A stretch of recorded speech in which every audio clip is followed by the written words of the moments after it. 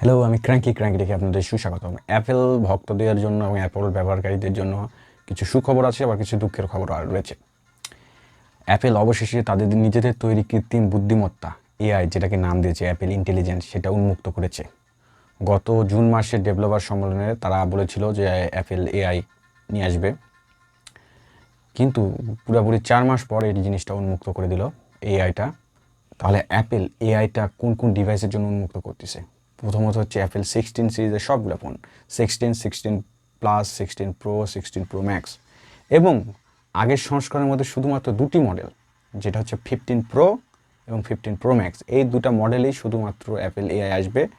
আর tab এবং Mac ব্যবহারকারীরা পাচ্ছেন সর্বনিম্ন M1 চিপস যেসব ডিভাইসে দেওয়া রয়েছে সেসব ডিভাইসে পাবেন। আর আইফোনের ক্ষেত্রে শুধুমাত্র 16 সিরিজ এবং 15 সিরিজের 15 প্রো এবং 15 প্রো ম্যাক্স পাচ্ছেন। আর তার নিচে যারা ব্যবহার করতেছেন তারা আসলে এই আপডেটটা পাবেন না, এআই ব্যবহার করতে পারবেন না। আপনাদের ব্যবহার করতে হলে নতুন আইফোন কিনতে হবে। তো এই হচ্ছে অ্যাপেল ইন্টেলিজেন্টের খবর। তো আমার চ্যানেলটা যদি ভালো হয়ে থাকে তাহলে প্লিজ সাবস্ক্রাইব করবেন, পাশে থাকবেন। Thank you.